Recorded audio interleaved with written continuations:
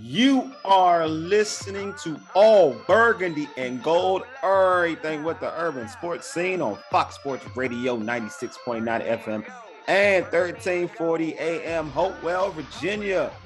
Wole and more, your host, Ray Jeezy's out. What's good, Mo? What's happening, Wole, man? Ain't nothing good on this side, man. Get to the show, man. Why you acting that way, bro? Look, I told myself, look. We both at the game on Thursday. I told myself as a friend, because I know how I used to be. I'm not going to be hard on Mo. I ain't gonna do that. Ain't about that life. I ain't gonna do that to you, bro. I'm not gonna do that to you. We're just gonna talk about the game. We're gonna talk some stuff. I'm just mad you ain't go on anybody else's show talking Giant stuff. Like I'm mad. I thought I was gonna get the call, man. You know, you don't get the call. Look, I told you, you go out there, dude. You don't that's get true. The call. That's you true. I should. What you do? You know what I was worried about, man. Yeah. I was worried about getting STRS off and failed miserably at that. So I'm gonna need your help on that. But we're gonna get to that, man. We'll get you. We will get you onto that. Don't get it twisted. Let's go, man. We will. Hey, subscribe, man. Yeah, subscribe to our podcast on Spotify, Stitcher, iTunes, and Google Podcasts. Just search All Burgundy and Gold, everything with the urban sports scene. Also tweet us at Urban Sports Scene and hit us up on our Urban Sports Scene Facebook page. My man Mo mentioned it. So we getting down to the pregame. Here's what we have on tap. We'll recap the Washington football team defeating the New York Giants 30-29 and their upcoming game against the Buffalo Bills. All right, but first, like I mentioned, this is a sour point for Mo, but we gotta talk about it. Last Thursday, the Washington football team defeated the New York Giants 30-29. What were your overall thoughts on the game, my man Mo? Man, we got robbed. No, we ain't getting robbed. When I looked at the game, man, officiating is bad. Officiating is bad in general, though. FYI, officiating is bad. I was about to get to that. Mm-hmm. What I got from that game was Washington just capitalized on some opportunities. Yeah. Because there were a lot of blown opportunities from the New York Giants. Of course, yeah, definitely. We're talking about the holding call on Daniel Jones' long run, 55-yard touchdown. That was going to swing momentum. Yeah, definitely. You got to get a field goal out of that. Yeah. So that instead of being a 2-score game, kept it in contention. Mm-hmm. You talk about a wide open drop from Darius Slayton. Uncharacteristic, even though he's a young player, like that was big. That was big. That would have been, I think that would have been the straw that broke the camel's back. Oh, easily. Yeah. Easily. And then lastly, capitalize off the fact that the Giants didn't get any pressure. I think Heinecke sat pretty back there. Mm-hmm. I think he was willing and dealing. But if I really want to talk about what I thought about the game, I just saw a seesaw game, man. The game, started out, the Giants jumped out front 7-0. The football team comes back with a Terry McLaurin touchdown, 7-7. Mm-hmm. Then it's 10-7. McKissick comes back and scores, 2-yard touchdown. We're talking about 10-14. Yeah. Talking about 14-10 going into halftime. Washington football team is up. Then the New York Giants have a quarter in which they put up I think they scored on 4 out of the 6. Yeah, they did. That's what they had, right? Mm-hmm. So they come out, they kick a field goal, 13-14. Come out, get a touchdown by Darius Slayton on William Jackson. William Jackson. Yeah. Mm-hmm. Which if you ask me was, if not for his drop later on, which would have been the throw of the night. Yeah. The one that he did catch was the throw of the night for Daniel Jones.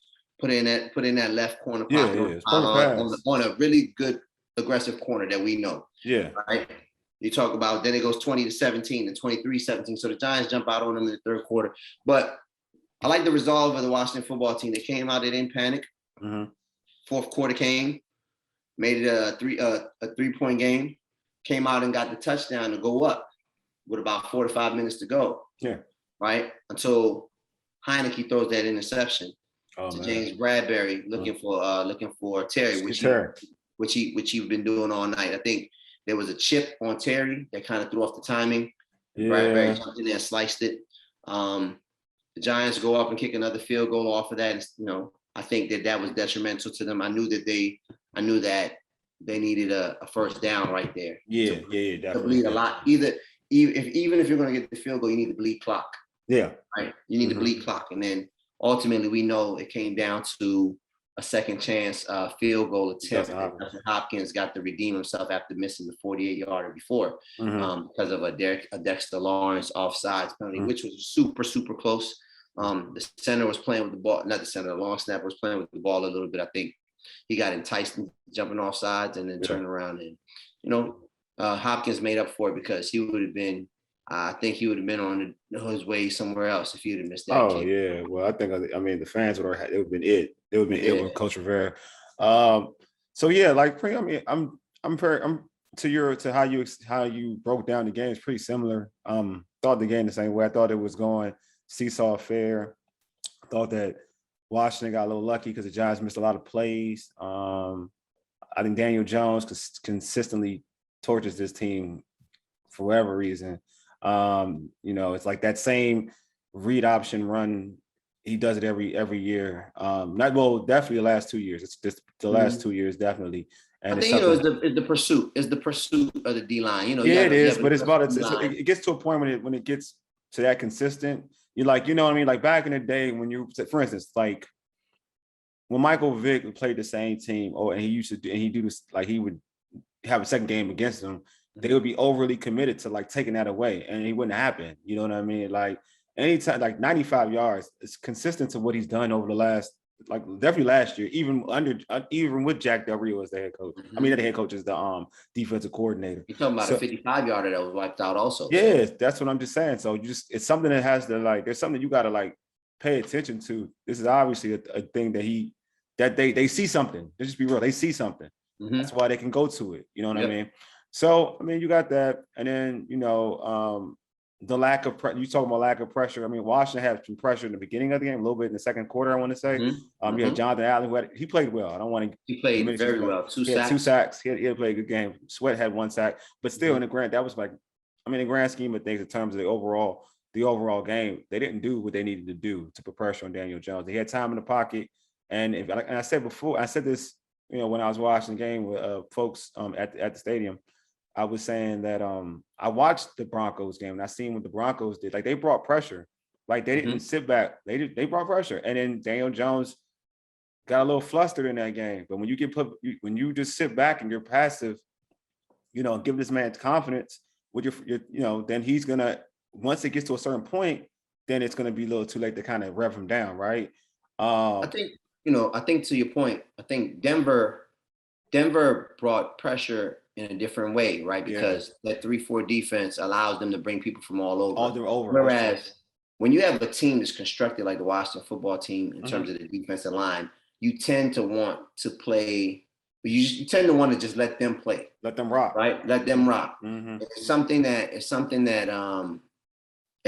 clearly the game plan that the Giants brought out had a one-up on, because they were not their usual effective self, and we didn't hear much noise from Chase Young, you know, who we know is a catalyst. Yeah, just go back to, like, to be real with you, is just gotta keep it a buck. Like I told fans, folks got to stop anointing this defense. You know what I'm saying? Because I was doing it. That's like I had to stop. After I watched the chart, like I got to stop. Like it ain't proven yet. Like regardless of the fact, like you can say it's solid, you got this talent, this, that, and the other, but you got to do it. Like there's levels to this.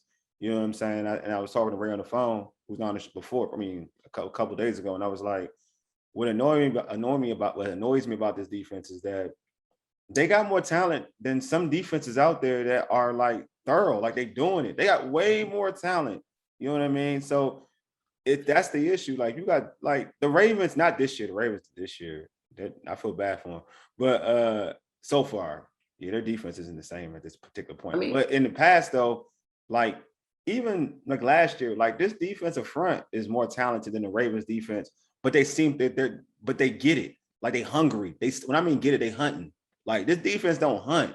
Like it's like, okay, it's really real talk. If you really want to break it down for what it is, and over the last couple of years under Del Rio, it's really more of a bend but don't break defense. And it's like, all right, we're just not gonna give it a big play. We're cool with everything underneath. I'm gonna just rely on our front four.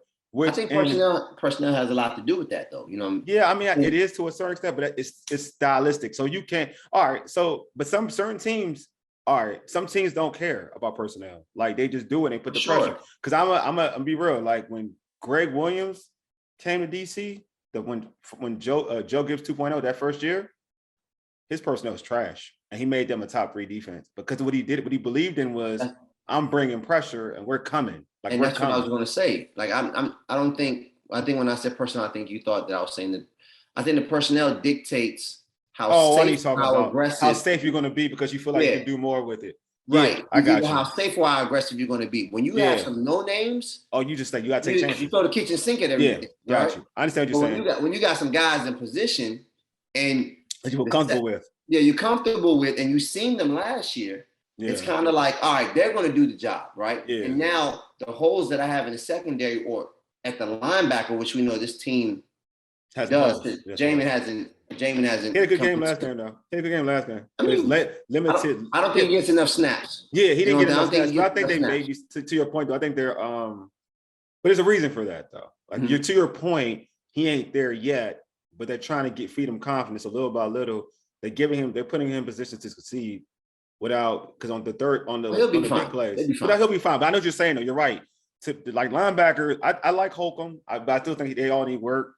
I mean, Bostic is a problem, but he's it is what it is. It's like I said, if you want to be a shutdown defense or one of those high end defenses, linebacker play has to improve. One way or the other has to improve. Like to play with that front, you know what I'm saying? So, but yeah, in terms of everything you're referring to, I think that the defense needs to step up to its needs to step up. But in the game they needed to. But I did see what I saw in the game is that when they did bring pressure, it worked. Like that's the problem. It worked when they did bring pressure. Like down. I mean, especially down the stretch when they needed stops, they brought pressure and it worked. Fuller on the nickel blitz got home. Even the play that you're referring to, when they didn't get the first time, they brought Holcomb up the middle for a blitz. It rushed Daniel. It's process. Yeah, it's process. You know what I mean? Like. And I'm sitting there thinking to myself, yo, you could have been all game. All day. No one's saying you got to be Buddy Ryan. No one's saying that. But you could have done it in spots where they needed it to a point where you negate, if you have him rush the throw, you negate this 5-yard penalty they were doing. Because on third downs, Washington was doing nothing but penalties. You know what I'm saying? Giving up first downs in terms of holding, Fuller holding, this, that, and the other. So why not put pressure instead of so the quarterback doesn't have that much time where he gets the ball out. By that time, you're not getting a 5-yard penalty. So it was to me, like I'm sitting there thinking to myself, like, all right, you can bring pressure. Like, and to your point, Mo, if it comes to a point where the secondary isn't holding up, you may need to bring pressure. Because now it's like if you're playing a type of defense where you're not trying to give up the big play, but the Giants missed out on some big plays, but then you're not doing your job in terms of playing that type of defense. Because they're running open anyway. Yeah, they're running open anyway. So I think we done took all the meat off that bone, right? So let's segue to the offense, right? Yeah. How impactful was the play of wide receiver Terry McLaurin? He was dope, man. You saw the difference from what we saw against the Chargers, where they didn't try to go at him early. So they was like he was early and often. They made sure he was a vital point, so a vocal point in their offense. I got to give credit to Scott Turner for making that change because the first game. The first half was like, you're not going to scary. Like, what are you trying to prove? But you go to your stars. And he went to the star. So I thought he was dope. He just showed how, where he can be, like what he can do. Like I'm not gonna call him elite because it's too early, and he just had one. He only had one 1,000-yard season. Quarterback play. The rookie year was 907. Yeah, I know. It's quarterback. I know. But you know what I mean. Game. I know, but don't believe me. You missed the game. I know. I want to put him. I love scary, so I'm not going to even. I'm not trying. As long as you're over 1,000 yards average, after your second year. Oh yeah. You're a consistent 1,000 yards. Yeah, I believe you. I agree. I mean, I think he's like that's how I talk about Amari Cooper. Everybody gets. He's top 15 if you ask me. Yeah. He's definitely in top 20. Easily top. I think he's even better than that because I just feel like we're not going on topic. It's just going to be hard to name the names, man. Yeah, it's hard to name the names, but it's also like every quarterback he's been in a situation, he can still give you 1,000 yards. 10 different yeah, that's what I'm saying. Like it's different. In 2 seasons and 2 games. You talking about Scurry? Terry. Yeah, so I'm saying like that too. So, look at the quarterback play here last season. I mean, no knock on Alex, but it's not like Alex is a gunslinger. You know what I'm saying? Absolutely. And Alex historically really doesn't really have 1,000-yard wide receivers like that in his who he's had in the past. Maybe I think they got Kansas City. Yeah, but that's different though because they ran a different system. They were the baby version of what they are now. Yeah, exactly. Real talk. Tyreek Hill wasn't elite yet. Yeah, but, exactly. But he was helping them get there. You get my point. Exactly. So, but yeah, so he's able to do it. So it's about having that throwing mate with him to kind of get him to where he wants to be at. But he was cold, man. I mean, he went against one of the best cornerbacks in the game in Bradbury and did work. So we said that already. Like, not to be redundant, he's a cold dude. We all know that. He's a beast, man. Mm-hmm. I just have to agree with you. You took the words out of my mouth early and often. We're talking about the man didn't get a catch until almost the second half or the second half. Right? And then he comes out 14 targets, 11 catches. What I loved is they fed him consistently. They didn't worry about the big play. They just let him do what he do in immediate. He's hard to defend in the immediate part of the field because of the speed he possesses. Yep. And now he's pairing that up with knowledge of route running and concepts. Yep. The route running is drastically improved.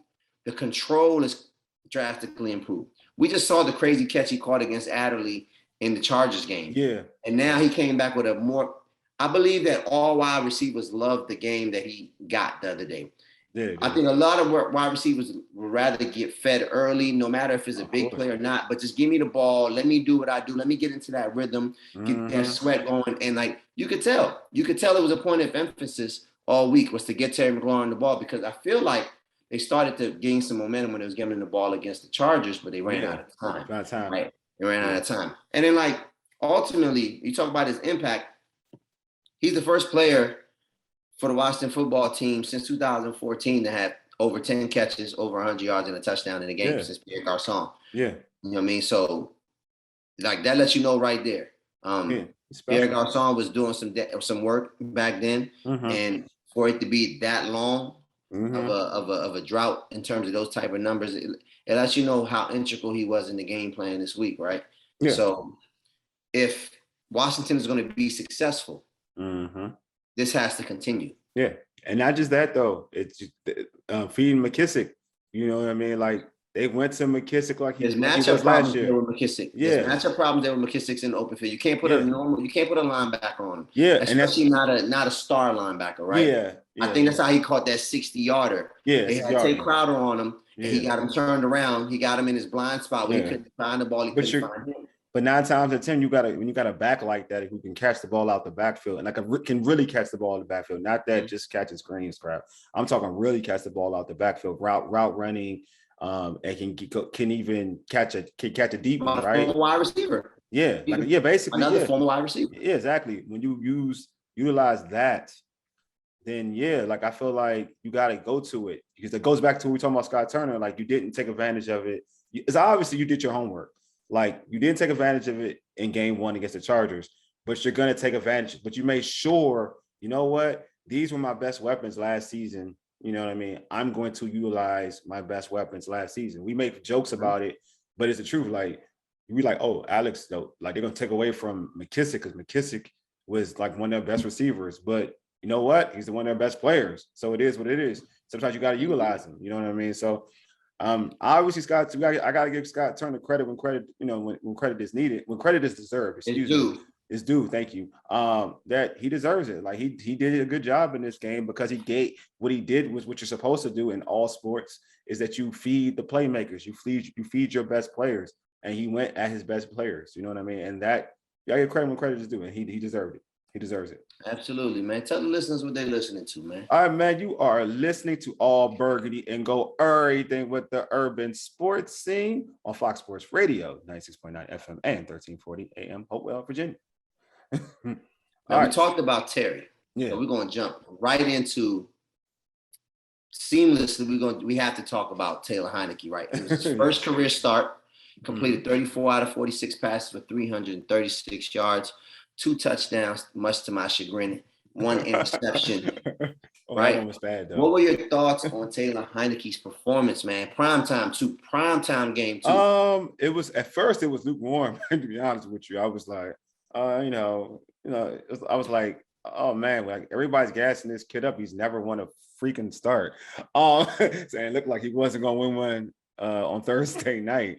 But then he kind of turned it on. He got hot, almost similar to like, honestly, a little similar to like the Chargers game a little bit. Like he started off a little slow, but that was, to be expected, right? Because he's coming in as a back, coming in as like off the bench. And then he kind of got hot and he got into a rhythm. So he got into a groove. I just, for me, the stats are the stats. But you look at the team and the players, they just play it with energy around them. You could tell they really like them. You know what I mean? Like they really like playing for him. I like that he gives players, he gave players an opportunity to make plays. Ball was kind of high at times. Some people had to make some tough catches. And he got help too. Let's give credit when credit's due. I know Diami had a jump high to catch one up the middle. That was about to sail and jumped high just to snag it. Obviously, the touchdown pass to Ricky Seals, Ricky Seals Jones, the touchdown pass. And my brother always reminds me about him because he wanted dude to stay on the team. He was like, he was the top rated high school wide receiver when he came out. So, but he says so. He has talent. Dude has talent. It was a tough catch, but he made a play, right? But he gave him the opportunity to make a play, which I think that's what a lot of fans had an issue with Alex last year. Is like not giving people the opportunity to make plays. So he had an opportunity to make play. He gave players the opportunity to make plays, and he does target Terry McLaurin. Like he goes at Terry McLaurin. I'll tell you one thing about Heinecke. Yeah. Heinecke knows he know where the bread at. He knows where his bread is buttered. He knows his bread is buttered. And I want to give credit to he was finding we talk about like Humphrey. Like he was finding Humphreys. Like he had some big plays. Like he had that drop, but he had a lot of big plays. He came up with some timely catches, man. Some timely catches on third down. Yeah. Right.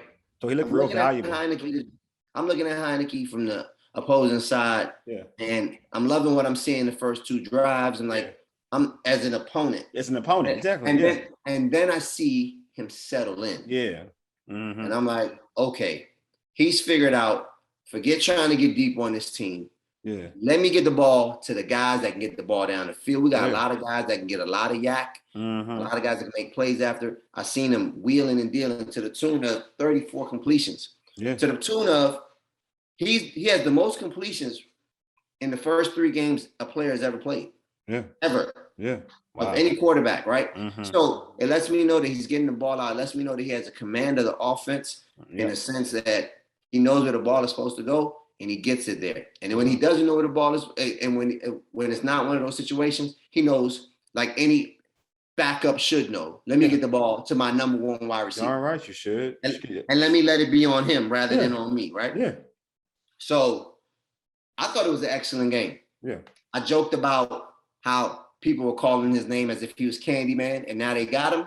Yeah, I know. And don't get me wrong, no penalty. The game might have went a different way. Yeah. But to be the quarterback that won and to have 34 completions versus 46, attempts, 300 yards, he had the one blunder, but I think that was a miscommunication. I think he didn't see Terry get chipped by the linebacker. Yeah, I got Bradbury read it. Click. I mean, it was a bad play. We can nitpick. It's his 3rd game. Okay, it's his 3rd game. He's gonna get outsmarted once or twice. I saw Gibson, my brother, because I was like, I haven't called it. I was like, they trying to drain the clock out, and I was sitting to myself thinking like, all right, this is gonna be a passing play. I know it's gonna be a passing play. In my mind, it's gonna be a passing play, but it's probably gonna be a safe passing play. Like that's the first thing I thought of myself. It's gonna be, and it was a safe play. It was a slant.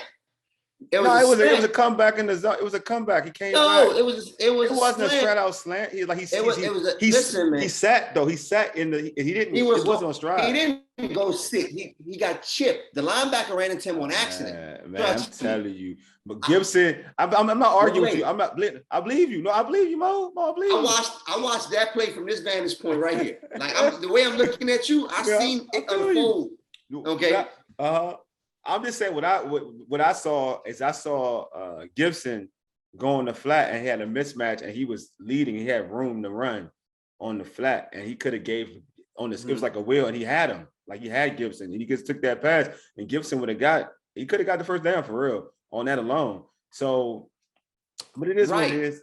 It is what it is. But Gibson was so free because the linebacker ran. Yeah, I know, chipped him. Yes, I'm saying. But he was free. I'm just saying, like, he had that play. Like, I was thinking, like, because in my mind, I was like, oh, yeah, they're not going to. I didn't even think it's going to throw to receiver. Like, I didn't even think it's going to throw to receiver. I was like, they going to throw a screen or they going to go to the back, play it real safe. I think it's one of the first times in that game where he locked in on a receiver. No, he locked in. That's what it was. He locked in. And he didn't even hesitate. Like, you could see how it was boom, boom, boom, put your foot down, go. That was it. It wasn't like I'm trusting it was like I know where I'm going. It wasn't like I trust my eyes here. I'm going where I'm going, and that's it. And that's the thing. That's the thing I had an issue with. But like you said, other than that, I mean, you really can't hate on the performance. I mean, again, to like you said, like regardless of like what happened, regardless of the end of the result in terms of making a kick or missing a kick, you led a drive for a game-winning field goal and gave your field goal kicker a pretty much a kick that a kicker should make, right? Yeah. It's under 50. It's 48. It's still I call that once it's under 50. That's a a decent spot. That means he took the team to the 31-yard line. He did his job. Yeah, he took to 31. He did his job, and you know a lot of quarterbacks can't do that. You know what I'm saying? So that's my thing. So that's why I give credit. You know, I give credit. Like that's when we all gotta give him credit. Like if you're a fan, even if you weren't a big fan of him at first. And I'm talking about Washington football team fans. Maybe you like somebody else. Mm-hmm. You gotta give him credit for that because you're leading the game with a drive. I think he held his own against a formidable defense. Yeah. I think he made the way he was getting the ball out made the Giants front a non-factor because there was no pressure on him. Yeah. They weren't getting to him, and it seemed like at a certain point in the game they quit trying to get to him. Yeah, they were like, we're just going to sit back here in the zone and play some man and try to get it done. And they were getting beat to the tune, they got beat by the best receiver on the field. Yeah. You know what I mean? Best receiver on the field that night. No, he's the best receiver on both rosters. I don't care nobody. Yeah, he's the best receiver on both rosters. Yeah, but he's I mean, I like Galladay. Galladay is good. But he's good. But he's not. But I know you're saying. Yeah, I get what you're saying. Yeah, definitely. So, and really, Sterling Shepard, he balling out. I get credit. I mean, Sterling Shepard is. But he's always been decent. Shepard does what he does. He's always been decent. He gets off the hot starts. He catches a lot of balls, and boom, somebody's gonna hit him. He's gonna have a headache, and he's gonna sit down for a couple of weeks before you know it. Don't get me started on that. Oh, we won't do that, man. We won't do that. Man. Don't get me started on Big Blue Woes, man. On this we're gonna go somewhere else now. We're gonna go somewhere else though. All right. Washington's defense got torched though by Daniel Jones. I feel like Daniel Jones is like Michael Vick combined with Peyton Manning against Washington football team. But the secondary continues to struggle. Certain players struggle a lot more than others. All right, what's the problem with this Washington secondary?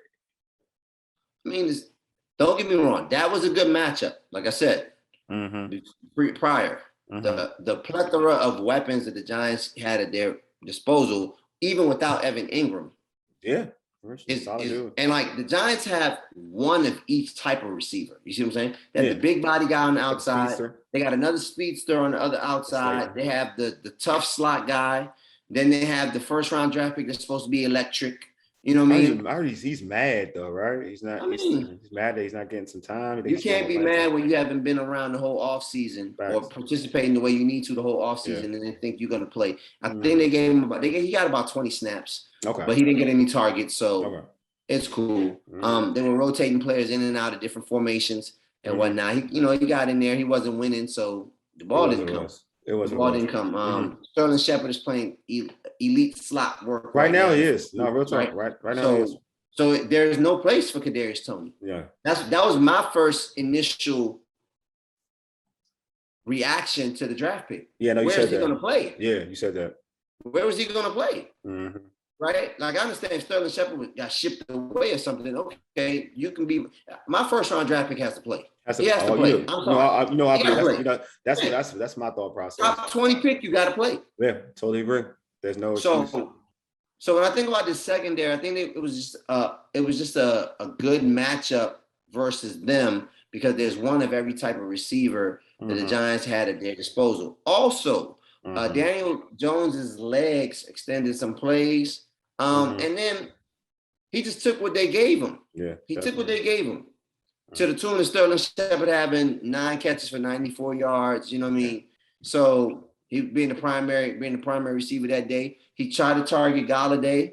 Golladay had a tough matchup on the outside with William Jackson because William Jackson, over the course of his career, just gives Golladay a hard time. I don't know what it is. I think it's the length on length. Yeah. Because William Jackson's a taller corner. He has range. He's rangy. He's fast. So he's not afraid of you running past him. Yeah. And once he gets his hands on you, he's locked in. Yeah. So I think it was just the matchup was just the most optimal to get past this secondary, this game, right? And then when you add to the fact that outside of the 2 sacks I started a little more spurts of pressure on Daniel Jones. He was really sitting pretty back there and getting the ball out. 3 times. Clean pocket. Yeah, definitely. I think there's some struggles. I mean, some guys got to get right or got to and you said this one, and I agree with you. About one, William Jackson isn't playing good right now, but I'll keep it a buck. It's not really playing good right now. But it could be to your point that you said what you said in the past, that they're not allowing him to play his game. Because when he plays off, you see what happens. And when he plays tight, there's a difference. Though I will say that, I mean, I do think that Slayton kind of beat him when he was tight. No, Slayton beat him tight. Yeah, right? I know I wasn't wrong. Slayton beat him tight. Yeah. Outside release on the left hash. Yeah, I was right. He was beating tight. So he's just going to have to pay him that money. He's going to have to step up. You can't get beat that way. Not for that money. No, Slayton is fast. No, he don't get. I know he's super fast. I know that he's super fast. But even though he's out for the season, he's on the IR. Darby, I watched Darby play the Giants actually the week before, and he was doing work. Darby was doing work. Darby was doing work. He was just on this team. So you know what I mean. So I'm just saying, like, you're gonna have to improve your play. It's no knock. You just have to improve. Same for Fuller. I don't know what's going on with Fuller. Like they moved you a nickel. This is supposed to be what you used to. Like, you played better last year outside than that you're doing now. Like, all you doing is grabbing because you're getting beat. I mean, it is true. It's been, this is 2 weeks strong. I'm not even talking about this 2 weeks strong. To the same credit, it's only been 2 weeks. Yeah, but it's 2 weeks strong getting beat. Yeah, I mean, it's not that first week, play the dog in that slot. No, he did play the dog, but he was getting beat by not just that dog. He was getting beat by AJ. Was it Guyton? They were getting beat by other people. So I'm just saying, you're right. When there's matchups, I agree with you. There's matchups when you like Keaton Allen or whatever. Like, that's a matchup that no one's expecting you to beat when you go in the slot. Nobody really expecting to you. But there's other dudes that you're getting beat. And there's other dudes you're getting beat by that you need to like step up. Like you do. You need to step up. Like, this defense is nobody's asking you to be like the Deion Sanders of the slot. Like, no one's asking you. If someone's like they're expecting that from Fuller, then you got to stop. You got to lower your expectations. But you got to lower your expectations. Yeah. But you got to be Fuller, solid at what you do. Like, you got to be solid. Fuller is what he is, man. Fuller is what he is. Yeah, I'm just keeping the buck. Yeah. Like, these dudes got to step up. Like, outside, like when he was here the first round, but age, Father Time is undefeated. He's not like he that old anyway, but like when he was first here, like, I saw it like in the slot. You couldn't tell that man with nothing. Like in a nickel, like that dude was amazing. But now this year in the nickel, but you gotta stay. He does play in the slot, right? And then playing in the slot, if your linebacker play is not up to par, you're going to get wounded because the first time. Huh? I'm just saying. We might not have had no big name linebacker in there, but guys that handle their responsibility will at least make a wide receiver line and things like that. You're working all together. You're talking about you're working in unison, right? It all works together, man. It all works together. Yeah. But they do got step. But it's bad. That secondary, the secondary has to step up. Yeah. And this week is going to be a telltale sign of that. They got Stephon Diggs and company coming into town, right? Yeah.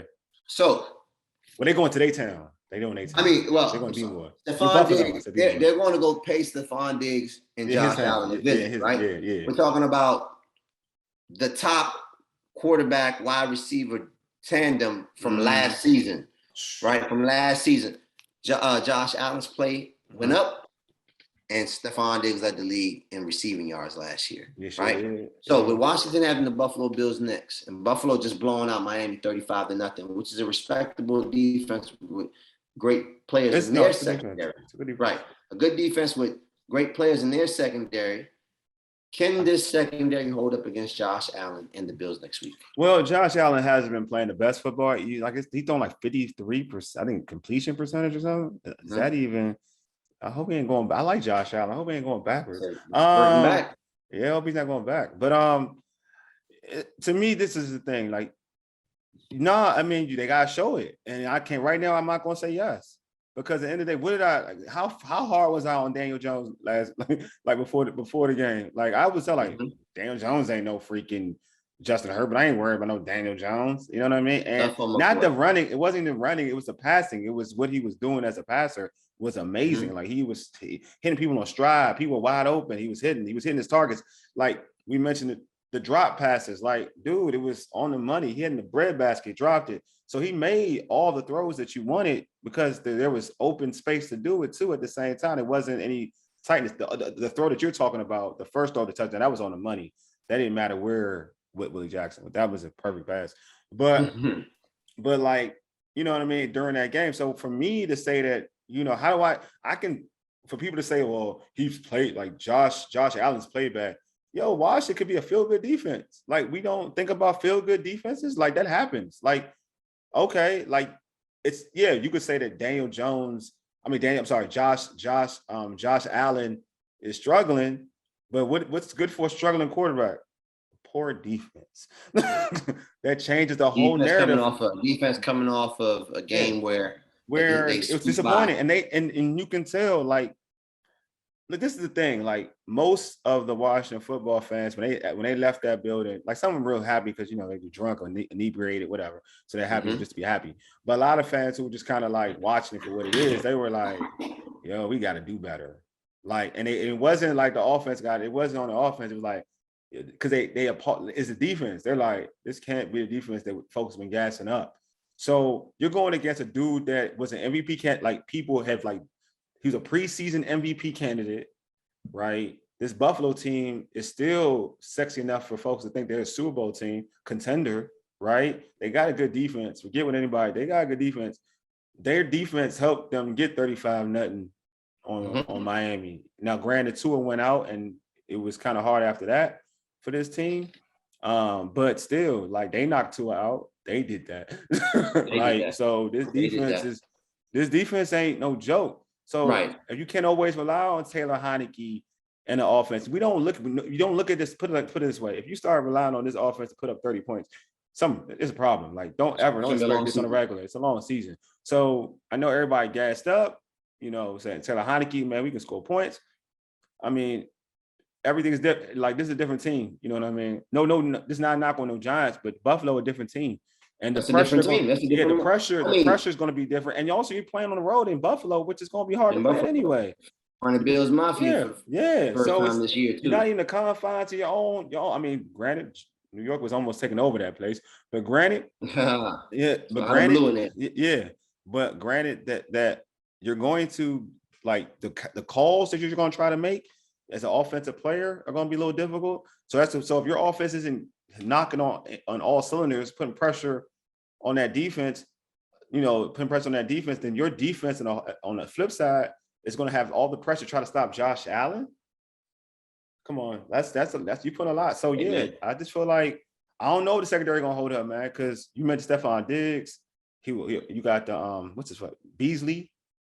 Cole Beasley, you know what I'm saying? Davis. Yeah, and they got Sims back. They got Sims from Washington. Mm-hmm. You know But what I'm he saying? ain't doing nothing I up ain't there. playing. I mean, he They just got, there. they got Emmanuel Sanders. I think Man, you're he's saying hurt. there's no one. No, I just mentioned Sims just because he used to play for Washington. But you know what I'm saying. But yeah, they got. I mean, they got weapons though. They got weapons. I mean, and the running game. I mean, they got a two-headed backfield. You know what I'm saying? So, but that's where I was going to get to the next segment that we're going to get to, but I'll hold off until there. When you ask me about the secondary, can they hold up? I think that as long as they get pressure on Josh Allen, I really do think that the Buffalo Bills had been sloppy over the course of the week. It's opportunities there. It's opportunities there to capitalize on. Yeah. Now, we know that with the way that the secondary's played, what we expect of Josh Allen and Heinecke, if this game ends up being a back and forth one like the Giants game, then the Washington football team is going to be in some trouble because I don't see Buffalo kicking as many field goals as the Giants kick. Yeah, they won't. Right? They won't. I don't see the Giants. I don't see Buffalo. Josh Allen is struggling right now compared to what he did last year. But we know that things can turn around quickly. So I'd have to agree with you there. We have to wait and see. If they combine the pressure with just adequate coverage, they'll be fine. If you ask me, right? Yeah. So leads me to asking you, I need you to finish this statement. Okay. Washington will beat the Buffalo Bills if they get pressure on Josh Allen.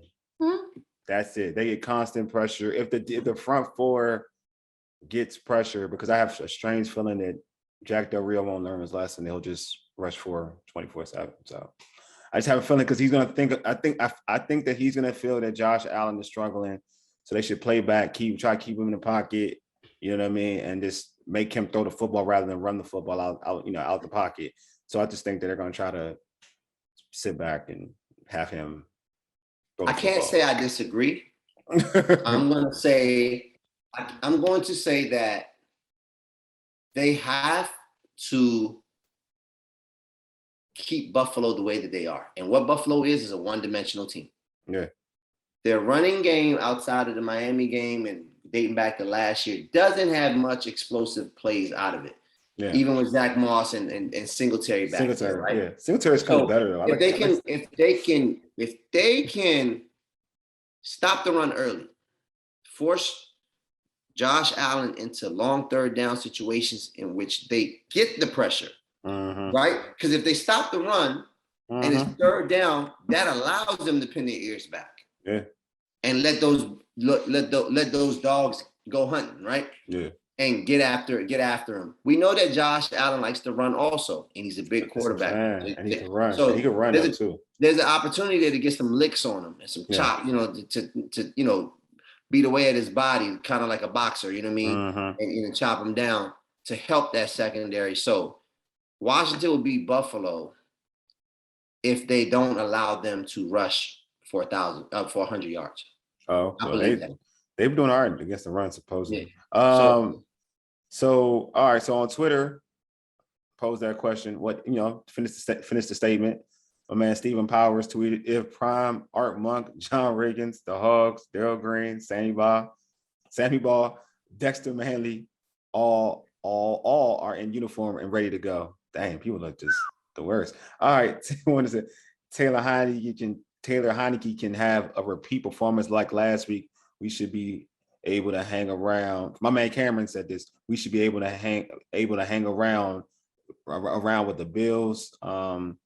My boy Dandon on Twitter said if they can minimize Josh Allen, Diggs, and Devin Singletary with the big plays. You know what I mean? I agree. I mean, all that sounds good. That is true. I think any combination of that could win the game, right? It's ultimately going to come down to, like I say every week, the better quarterback. That's true. Who has the best performance? Can Heinecke, even if Heinecke doesn't do better, can he keep pace? Yeah, keep pace with him. Can he keep pace? Because we know Buffalo can get points up in no time. Yeah. So on Instagram, my man Eddie H112 said they keep plays in front of them on defense, contain the edge, and not let Allen run and interior pressure established the run game to control the clock and keep the Bills offense on the sideline. Eddie, that's the whole I game, know. Eddie. And score more points. Eddie, man, Eddie wants perfection. Goodness, yeah, I know, right? At Not Bland 21, what's up? What's going on? I'm gonna say that's my homie. Said Jack Del Rio can stop sipping on the scissor, remove his hair from his colon, and stop putting his talent in predicaments that they are not good at. Oh man, that's an answer right there. That's an answer. That's a real one. That's an answer. That's what I'm saying. Like, I kind of agree with that too. Like, stop putting put your players in a position to be successful and to make plays. You know what I mean? I am so not a fan of the whole bend but don't break defense. I get why people do it because they're scared of big play. But I guess that's why I respect Baltimore so much. It's like, yo, scared money don't make money. Like, they go for it. They blitz heavy. But yeah, Baltimore has 3 good to great corners. I'm saying the past they had, like, one time they were doing. I'm talking about the past. Not Jimmy Smith. At the time they had Jimmy Smith. He's a good corner. He ain't like Earl. If Jimmy Smith is your third corner, I'm just saying there's been times they was getting that Carr. They had a dude Carr like it was getting. Like, they had one year. They had one. Carr. That's Brandon Carr from the. Not that one. Like, they had another. Then they had a weak one. Like, they had another Carr dude was besides. A safety. They had another dude before they got Peters a couple years ago. It was just they only relied on Smith, and I was like, yo, that's all. And y'all still going ham like this? Like, they got a mentality. They got a mentality thing. But they had CJ Mosley. Come on now. No, it's like they don't care. The problem is they don't care. That's what I'm saying. It's a mentality. The problem is you think they don't care. The thing with the Ravens is they keep a young linebacker that can roam, and they keep a pass rusher. They do keep a young linebacker. They keep a young linebacker that can dog. They keep a dog. Boogie, and that can boogie in space, and then put pass rushers all around them. I'm just saying, man. It's a culture thing. That's the thing about them. It's a culture thing. That's an organizational thing. It is, because you see some of these dudes go elsewhere, they ain't good. But what they do, Ravens stick true to themselves. They just rinse and repeat. Yeah, that's what I'm saying. It's a culture.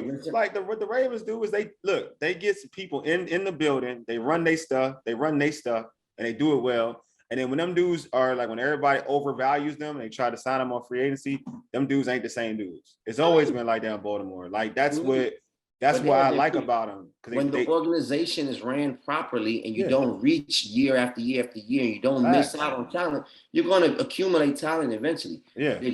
What do? They go to the SEC.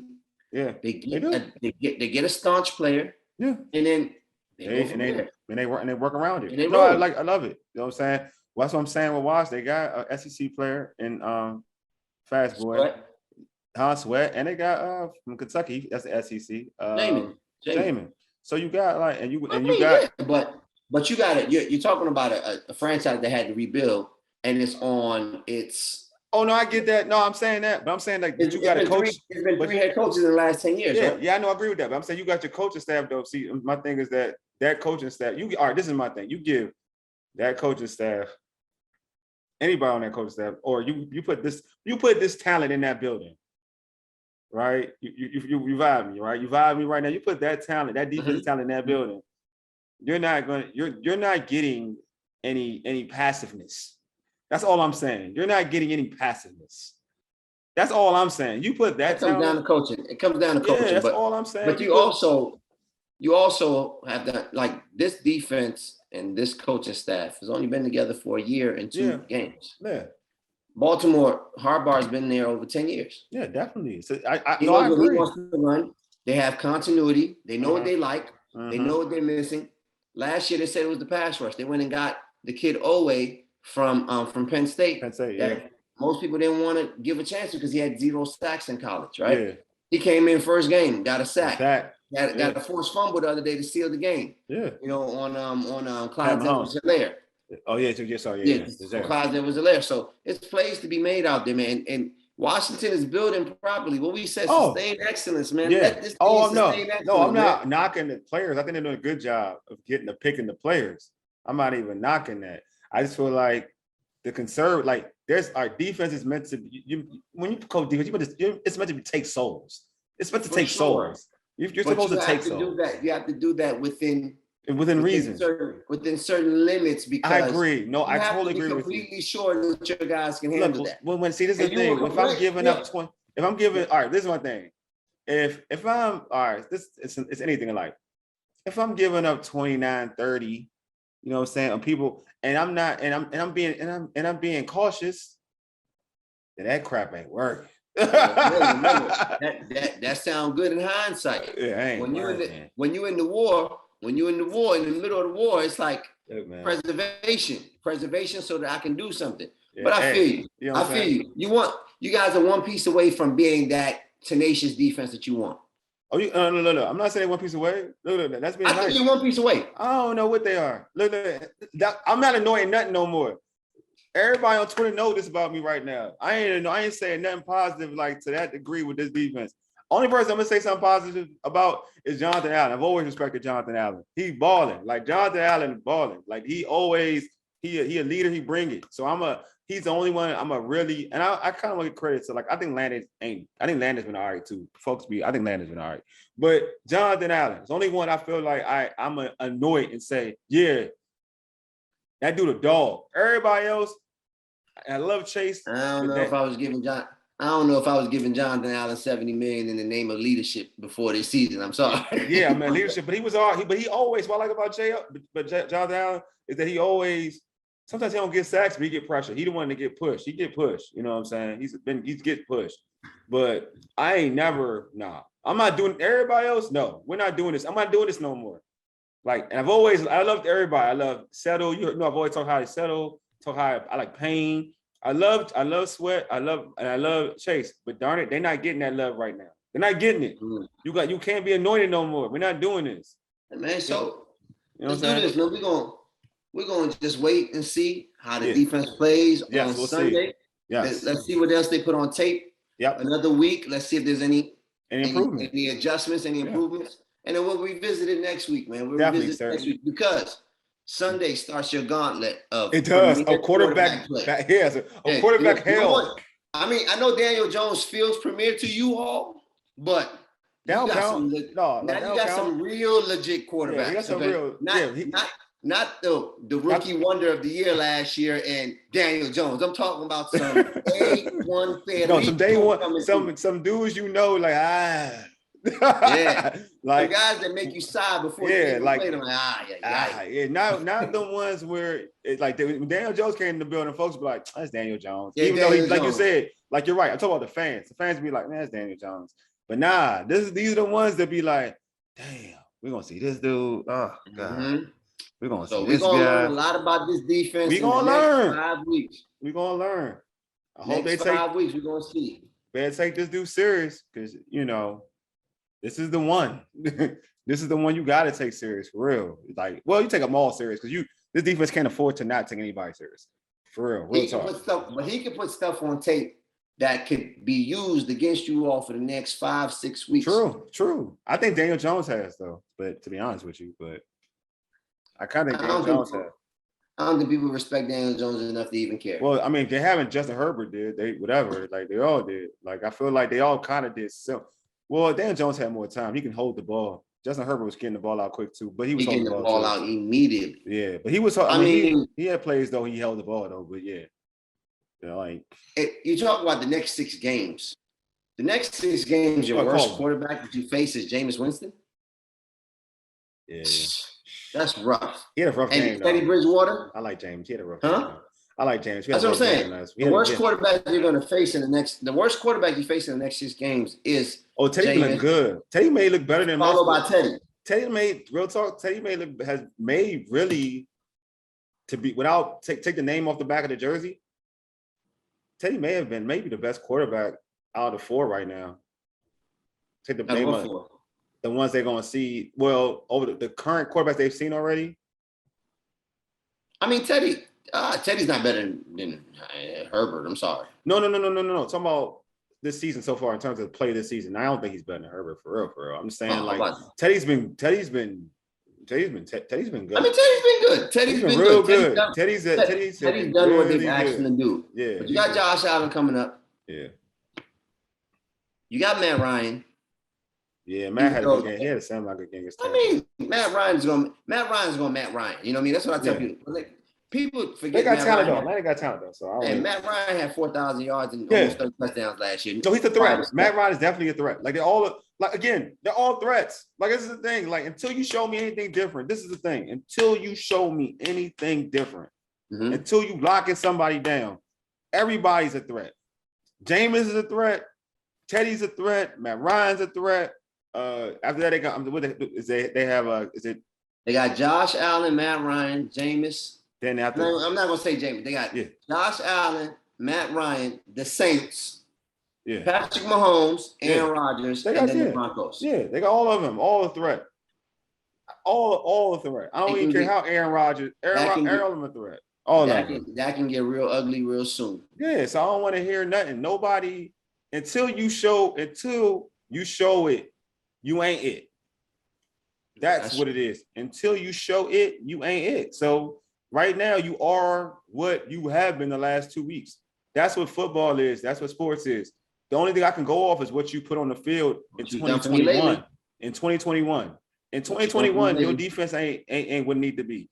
When you show me different, and it's not just one game, maybe a couple games in a row, then we can chat and say, you know what, they turn the corner. This defense is what it's supposed to be. But until then, don't come to me and saying like, oh, we'll get it there eventually. Nah. I want to see it. I'm not into hypothetical. I told you all off season. Worst thing that happened to this team is making no playoffs. This fan base. Worst thing that happened to this fan base was they make the playoffs with that record. Look, man. Look, all you gotta do it. But you know what? You can change. Look, Washington, you can change Mo's ideas if you start winning games, and then that'll be the best thing that happened to the fan base. But you can't. But it has to happen. Defense, because you built yourself on defense. It gotta. You're gonna have the worst quarterback in the division in all the games until you play. Maybe who knows? Maybe if he keeps playing this way, maybe he won't be the worst. I'm saying. I mean. Going into the game, I'm not that guy though. So I'm not that guy to slice it like that. Going into the game, Taylor Heinecke compared to the other quarterback until you probably play the Panthers. Is it Jameis? Because he's better than Jameis right now. Jameis has done things in the league, you know. Oh, you're just talking about his proven commodity. Oh, yeah. So no, I mean, Taylor Heinecke, we're gonna learn a lot about this secondary. We're gonna learn a lot about Taylor Heinecke in the next 4 weeks. That's just I mean, I think this is the dude that, barring injury, this is the dude that's going to be a starting quarterback for them throughout the season. I think Ryan Fitzpatrick just lost that. I think Taylor Heinecke will play well enough. I think he'll play good. To me, they have weapons for him to play well. So you got a guy, Scary Terry, who gets open. You're not asking him to create people to get open. You got guys who get open, which will help him out, and he's got weapons. He's got a running back who can catch the ball in the backfield, and McKissick and Gibson. They need to feed that running back a little bit more. He was averaging 5. Oh man, no. I'd say, look. I'm gonna say this again. That kid, you're talking about Gibson, right? Mm-hmm. Yeah, Gibson is getting better as a runner. They will feed him the ball more. The only thing I will say about Gibson though is that, with that being said, is that you have to. I think they don't trust him in terms of ball security. I think that is an issue. So they're not trying to reared his ugly head in the Chargers game. Yeah, exactly. And truth be told, I want to say against the Giants, he did a play where he had the ball loose again, but it worked out for him. He kind of raised it a little bit. I saw it. Yeah, you know exactly what I'm talking about. Yeah, it looked a little bit like it looked like Vince's LaShawn McCoy. Yeah, exactly. So he's gonna have to.